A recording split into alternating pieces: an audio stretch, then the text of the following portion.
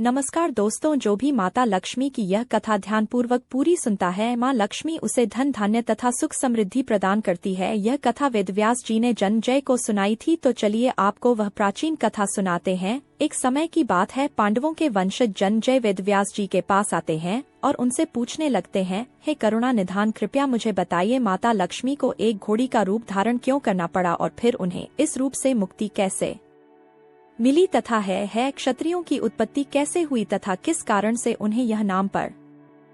कृपया आप मुझे विस्तार से वह संपूर्ण कथा सुनाइए। तब वेदव्यास जी कहते हैं, हे राजन, आपने उत्तम प्रश्न किया है। आज मैं आपको है क्षत्रियों की उत्पत्ति से संबंधित अति प्राचीन पुण्य प्रदान करने वाली तथा पापों का नाश करने वाली कथा का विस्तार पूर्वक वर्णन करता हूँ, इसीलिए आप इसे ध्यान से पूरा जरूर सुनिए। इस कथा का श्रवण करने वाले की दरिद्रता का नाश होता है। जन्मेजय जी कहते हैं, हे मुनिवर, मैं आपके मुख से इस कथा को सुनने के लिए व्याकुल हुआ जा रहा हूँ। कृपया आप मुझे वह प्राचीन कथा कहिए, मैं आपका आभारी रहूंगा।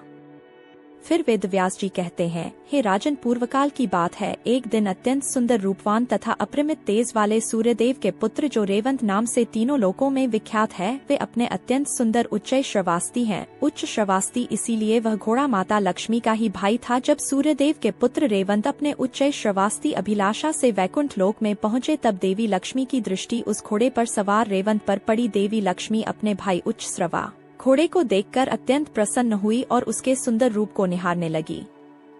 सूर्यपुत्र रेवंत को वैकुंठ की ओर आता देखकर भगवान विष्णु ने लक्ष्मी जी से प्रेम पूर्वक पूछा, हे प्रिय, देखो सूर्यदेव के पुत्र रेवंत आपके भाई उच्च श्रवास्ती वे किस कारण से वैकुंठ लोक में पधार रहे हैं। किंतु देवी लक्ष्मी ने भगवान विष्णु की बात नहीं सुनी और वे एक तक उस उच्च शर्वा घोड़े को ही देखने लगी। भगवान विष्णु ने बार बार पूछने पर भी देवी लक्ष्मी ने कुछ नहीं कहा, वे बस उस घोड़े को ही निहारने लगी। देवी लक्ष्मी को इस प्रकार से अत्यंत मोहित होकर उस घोड़े को निहारते हुए देखकर भगवान विष्णु क्रोधित हो गए और कहने लगे, हे सुलोचन, तुम क्या क्या देख रही हो? इस घोड़े को देखकर तुम इतनी मोहित हो गई हो कि मेरे द्वारा बार बार पूछने पर भी तुम उत्तर नहीं दे रही हो। तुम्हारा चित्त सभी ओर रमण करता है, इसीलिए हे प्रिय, तुम्हारी चंचलता के कारण तुम चला कहीं जाओगी। जिस प्रकार से सामान्य नारी चंचल होती है, तुम भी कभी स्थिर स्वभाव वाली नहीं रहोगी। तुम कभी अधिक समय के लिए एक स्थान पर नहीं रह सकोगी। मेरे पास रहकर भी तुम उस अश्व को देखकर मोहित हो गई हो, इसीलिए तुम मृत्यु लोक में घोड़ी के रूप में जन्म ग्रहण करोगी। जब भगवान विष्णु ने इस प्रकार से देवी लक्ष्मी को श्राप दे दिया, तो देवी लक्ष्मी अत्यंत भयभीत तथा दुखी होकर रोने लगी और विनय से प्रणाम करते हुए भगवान विष्णु से कहने लगी, हे जगदीश्वर, हे करुणा निधान, हे केशव, हे गोविंद, एक छोटे से अपराध के लिए आपने मुझे ऐसा भयंकर श्राप क्यों दे दिया है? प्रभु, आप तो त्रिगुणात है, आपके अंदर क्रोध का भाव ही नहीं है, फिर आपने क्रोध में आकर मुझे श्राप क्यों दिया? मैं तो आपकी प्रिया हूँ, आपने सदैव ही मुझ पर प्रेम किया है, फिर आज मैं आपके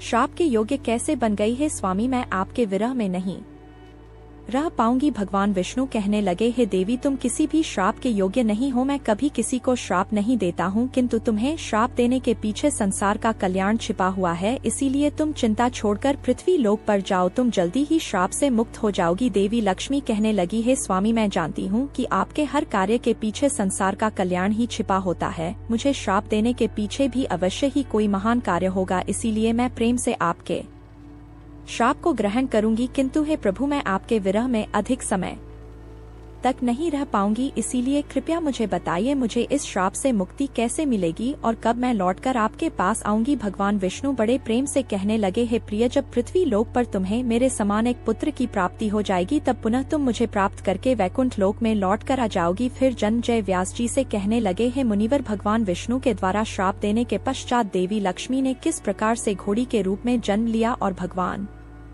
विष्णु के वियोग में देवी लक्ष्मी ने घोड़ी का रूप धारण करके किस देश में समय व्यतीत किया और कितने समय तक वे उस वन में निवास करने लगी। उस वन में रहते हुए देवी लक्ष्मी ने कौन सा व्रत किया तथा भगवान विष्णु से अलग रहते हुए उन्हें पुत्र की प्राप्ति कैसे हुई और फिर कब भगवान विष्णु और देवी लक्ष्मी का मिलन हुआ है? गुरुवर, कृपया मुझे यह सारा वृतांत विस्तार पूर्वक सुनाइए। फिर व्यास जी कहने लगे, हे राजन, अब मैं आपको सुनाता हूँ कि देवी लक्ष्मी ने अश्व का रूप धारण करके क्या किया और किस प्रकार से उन्हें पुत्र की प्राप्ति हुई। कृपया आप इस सुंदर मनोहर वृतांत को ध्यान से सुनिए। हे राजन, भगवान विष्णु को देवी लक्ष्मी को श्राप देता हुआ देखकर सूर्यपुत्र रेवंत भयभीत होकर उन्हें दूर से ही प्रणाम करके लौट गए और उन्होंने अपने पिता सूर्यदेव को यह सारा वृतांत सुना दिया। इधर कमल के समान नेत्रों वाली देवी लक्ष्मी दुखी होकर भगवान विष्णु से आज्ञा लेकर मृत्युलोक में आ गई। पूर्व काल में सूर्यदेव की पत्नी ने उत्तर दिशा में यमुना और तमसा नदी के संगम पर जो वन स्थित था उस स्थान पर कठोर तपस्या की थी। देवी लक्ष्मी भी घोड़ी का रूप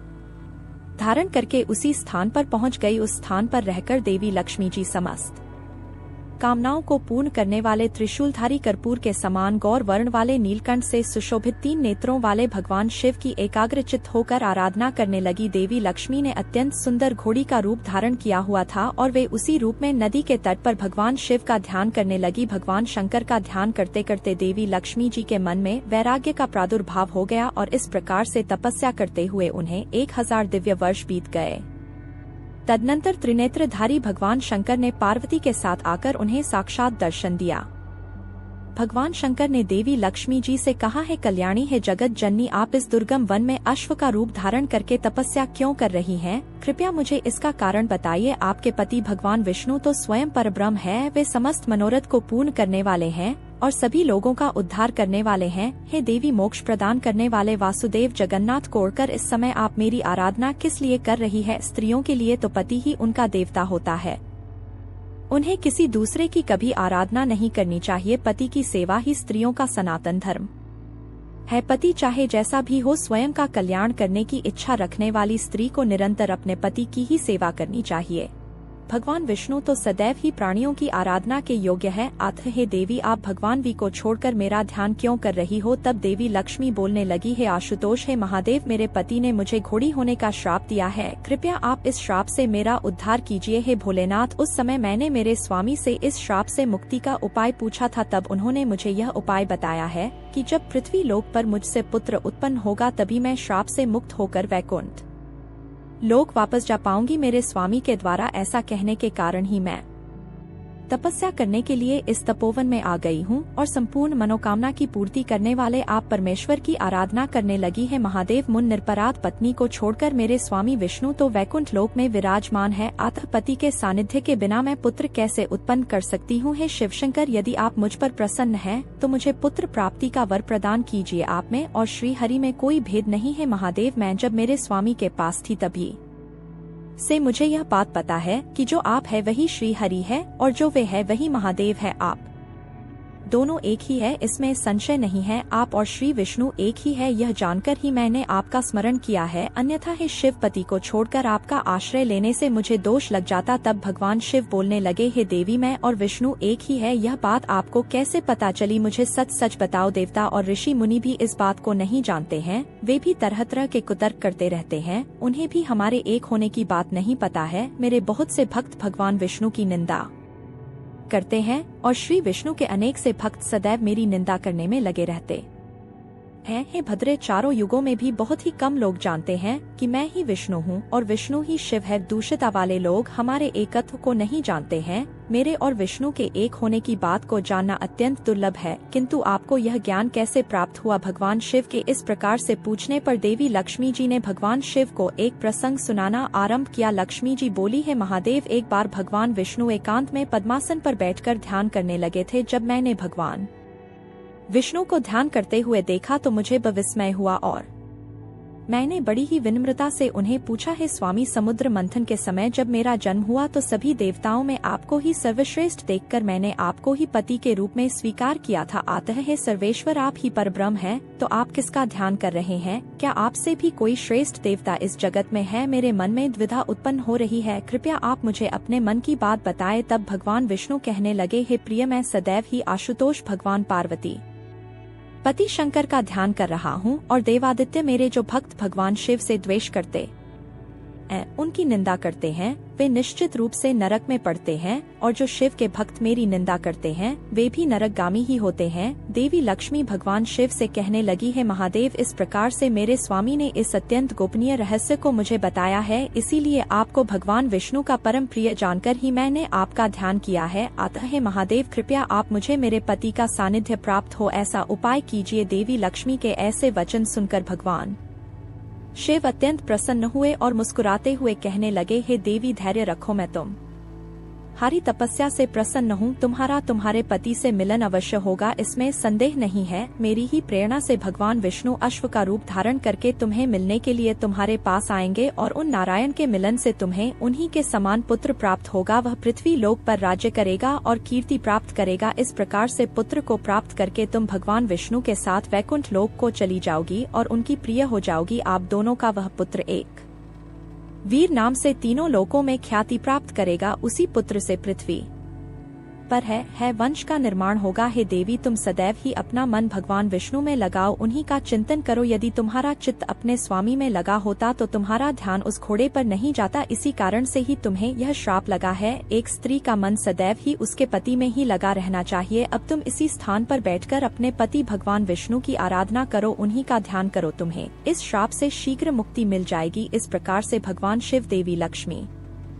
को वरदान देकर पार्वती सहित उस स्थान से अंतर्ध्यान हो गई। फिर देवी लक्ष्मी उसी वन में बैठकर भगवान विष्णु का ध्यान करने लगी। एक घोड़ी के रूप में वे सदैव ही अपने पति को स्मरण करने लगी और अपने पति के अश्वर रूप में आने की प्रतीक्षा करते हुए बार बार उनकी स्तुति करने लगी। इधर देवी लक्ष्मी को वरदान देकर भगवान शिव माता पार्वती को लेकर कैलाश पर्वत पर चले गए। वहां पहुंचकर उन्होंने देवी लक्ष्मी का कार्य सिद्ध करने के उद्देश्य से अपने कार्य कुशल गण चित्ररूप को बुलाया और कहने लगे, हे चित्र रूप, तुम अभी इसी क्षण वैकुंठ लोक जाओ और मेरे शब्दों में यह भगवान विष्णु से कहकर उनसे प्रार्थना करो, जिससे वे अपने दुखी पत्नी को शोक मुक्त कर दें। भगवान शंकर के ऐसा कहने पर वह चित्ररूप शीघ्रता से भगवान शिव का संदेश लेकर वैकुंठ लोक की ओर निकल पड़ा। जब वह चित्ररूप वैकुंठ लोक पहुंचा तो उसने देखा कि वैकुंठ लोक के द्वार पर 4 भुजाओं वाले साक्षात भगवान विष्णु के समान रूप वाले जय विजय नाम के 2 द्वारपाल खड़े हैं। उन्हें देखकर चित्ररूप ने उन्हें प्रणाम किया और उनसे कहने लगे, हे द्वारपालों, तुम लोग शीघ्र ही भगवान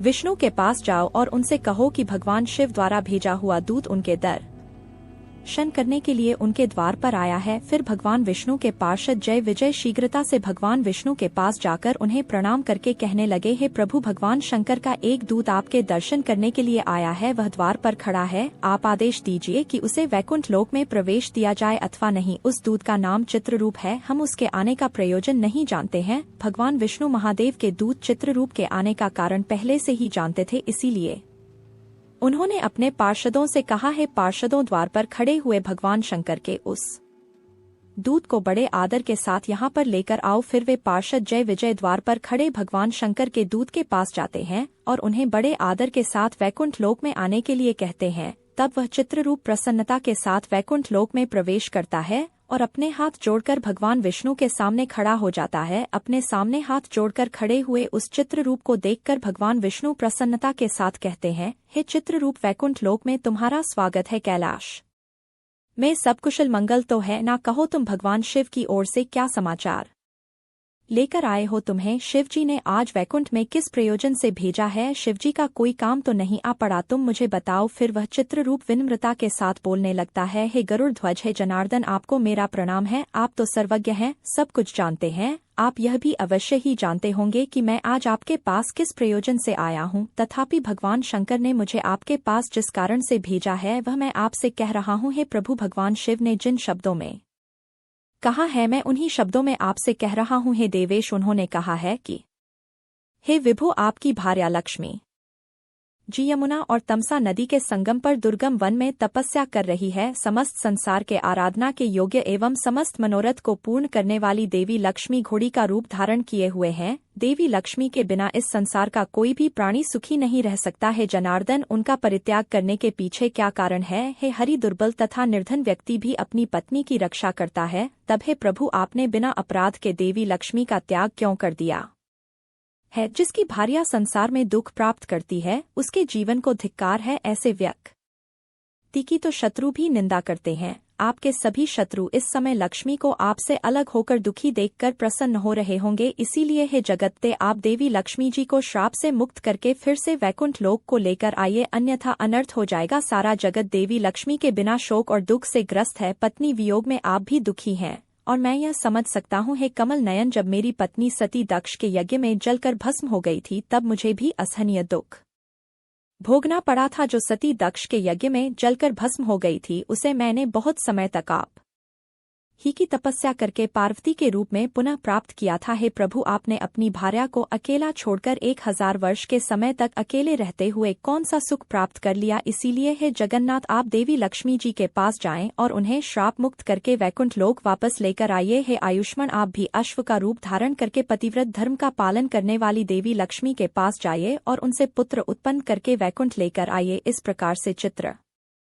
रूप ने भगवान शिव का वह संदेश भगवान विष्णु को सुना दिया। चित्र रूप के मुख से भगवान शिव का संदेश सुनकर भगवान विष्णु ने कहा, ठीक है, महादेव का कथन सत्य है, मैं अवश्य ही अश्वरूप धारण करके देवी लक्ष्मी के पास जाता हूँ। फिर भगवान शिव का वह दूत चित्ररूप कैलाश की ओर लौट जाता है। चित्ररूप के जाने के बाद भगवान विष्णु मनोहर अश्व का रूप धारण करके शीघ्रता से उस स्थान पर जाते हैं जहां पर देवी लक्ष्मी घोड़ी का रूप धारण करके तपस्या कर रही थी। उस स्थान पर भगवान विष्णु ने देखा कि देवी लक्ष्मी घोड़ी का रूप धारण करके तपस्या कर रही है। जब देवी लक्ष्मी ने घोड़े का रूप धारण किए हुए भगवान विष्णु को देखा तो उन्होंने उन्हें पहचान लिया और उन्हें देखकर देवी लक्ष्मी उन्हें बारंबार प्रणाम करने लगी। उनकी नेत्रों से आंसू बह रहे थे। फिर भगवान विष्णु ने देवी लक्ष्मी से कहा, है प्रिय, आज तुम्हारी तपस्या सफल रही, मैं स्वयं तुम्हें इस श्राप से मुक्त करने के लिए आया हूँ। फिर भगवान विष्णु और देवी लक्ष्मी के मिलन से उस पवित्र स्थान पर एक सुंदर पुत्र का जन्म हुआ। फिर भगवान विष्णु ने मुस्कुराते हुए देवी लक्ष्मी से कहा, है प्रिय, अब तुम इस सब का त्याग करो और पहले का तुम्हारा मनमोहक शरीर धारण करो। हे सुलोचन, हम दोनों ही दिव्य देह धारण करके अपने वैकुंठ लोक में चलेंगे और हमारा यह पुत्र यहीं पर रहेगा। देवी लक्ष्मी बोली, हे स्वामी, अपने शरीर से उत्पन्न इस पुत्र को मैं इस दुर्गम वन में छोड़कर कैसे चली जाऊं। अपने पुत्र के प्रति स्नेह का त्याग करना अत्यंत कठिन है। हे प्रभु, इस अत्यंत दुर्गम वन में इस छोटे से बालक की क्या गति होगी, इसकी रक्षा कौन करेगा। तत्पश्चात देवी लक्ष्मी और विष्णु दोनों ही उत्तम विमान पर विराजमान हुए। तब फिर से देवी लक्ष्मी ने कहा, हे नाथ, मैं हमारे इस पुत्र का त्याग नहीं कर सकती, इसीलिए आप इसे भी अपने साथ ले चलिए। तब भगवान विष्णु बोले, हे प्रिय, इस पुत्र के विषय में शोक करना तुम्हारे लिए उचित नहीं है। यह सुखपूर्वक यहीं पर रहेगा, इसकी रक्षा का प्रबंध मैंने पहले ही कर दिया है। देवी, हमारे इस पुत्र को यहाँ पर छोड़ने के पीछे एक महान कार्य छिपा हुआ है, मैं उसे बता रहा हूँ, तुम ध्यान से सुनो। इस पृथ्वी लोक पर ययाति के पुत्र तुर्वसु नामक प्रसिद्ध राजा है। इस समय वे पुत्र प्राप्ति की कामना से एक पवित्र तीर्थ में तपस्या कर रहे हैं। उन्हें तप करते हुए 100 वर्ष पूरे हो चुके हैं और उन्हीं के लिए मैंने यह पुत्र उत्पन्न किया है। इस पुत्र को मैं इसी समय उस राजा के पास भेज दूंगा। हे प्रिय, हमारा यह पुत्र राजा के यहाँ रहकर तीनों लोकों में कीर्ति प्राप्त करेगा। इसके द्वारा संसार के कल्याण के बड़े बड़े कार्य सिद्ध होने वाले हैं। इसीलिए अब तुम इस पुत्र की चिंता छोड़कर वैकुंठ लोक चलो। तुम्हें श्राप देने के पीछे मेरी यही लीला थी। भगवान विष्णु की यह बात सुनकर देवी लक्ष्मी बड़ी प्रसन्न हुई और फिर वे दोनों दिव्य विमान में बैठकर वैकुंठ लोक चले गए। व्यास मुनि कहते हैं, हे राजन, इस प्रकार से भगवान विष्णु ने अपनी लीला रचकर एक पुत्र को जन्म दिया। उसी से है वंश का विस्तार हुआ है। भगवान विष्णु जो भी करते हैं उसके पीछे संसार कल्याण का ही उद्देश्य छिपा हुआ होता है। तो दोस्तों, इस प्रकार से भगवान विष्णु के श्राप के कारण माता लक्ष्मी को घोड़ी बनना पड़ा और उसी प्रसंग के माध्यम से भगवान विष्णु ने समस्त संसार को यह ज्ञान दिया है कि वे ही शिव हैं और शिव ही विष्णु है। दोनों में कभी भेदभाव नहीं करना चाहिए। आपको यह कथा कैसी लगी कमेंट करके अवश्य बताएं। जानकारी अच्छी लगी तो वीडियो को लाइक जरूर करें और कमेंट में जय श्री हरि और हर हर महादेव अवश्य लिखें। साथ ही चैनल को सब्सक्राइब करें। आप सभी का धन्यवाद।